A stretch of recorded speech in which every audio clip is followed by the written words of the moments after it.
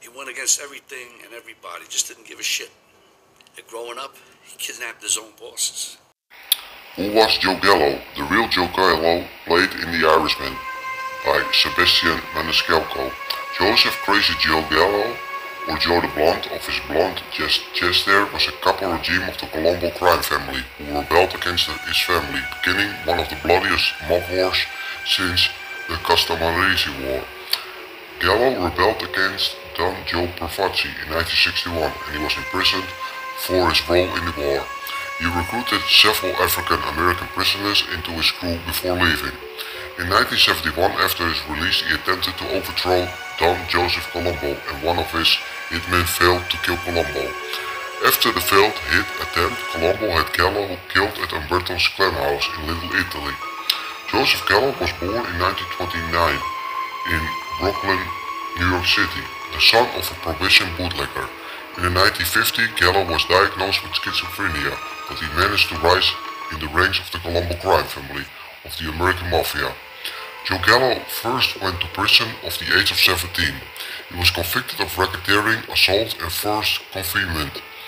The 20-year-old Gallo saw the crime film Kiss of Death, after which he began acting like actor Richard Widmark, Gangster character.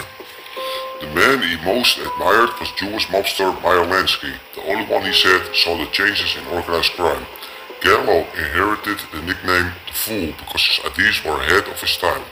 Like the man he admired, Meyer Lansky, he saw the future. There was money to be made in Black Harlem and other African American neighborhoods, along with his brothers, Larry and Albert. Joe Gallo executed some contracts for Carlo Gambino.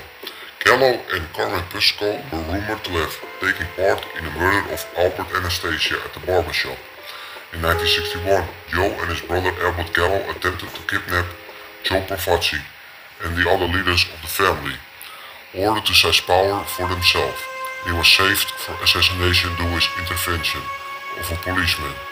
However, Gallo was imprisoned and he befriended African-American gangster Nicky Barnes while he was in prison, and he coached him how to take over Harlem, sensing that the Mafia would lose control of Harlem to African-American gangs.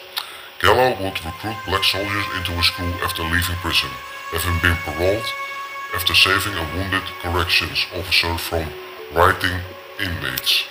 In 1971, Gallo returned home from prison, and the Gambino crime family boss Carlo Gambino encouraged Gallo to challenge Joseph Colombo's control of the former Pravazzi family.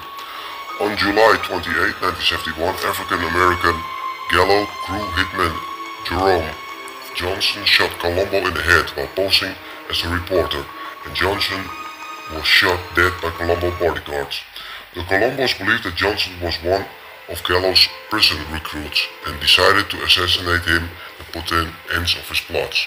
On April 7, 1972, Gallo, his family and a few bodyguards headed to Umberto's clam house in the Little Italy neighborhood of Manhattan to celebrate his 43rd birthday, and four gunmen burst into the dining room, shooting at Gallo. Gallo overturned a butcher block table to give him cover, but he was hit in the back, elbow and buttocks by bullets, and his face fell into his spaghetti. He staggered towards the door before collapsing on the main streets, dying of his wounds. In 2003, Irish-American hitman Frank Sheeran claimed to have single-handedly shot Gallo dead. However, most sources assume that Gallo was murdered by some of Italian-American members of the Colombo and the Patriarca family.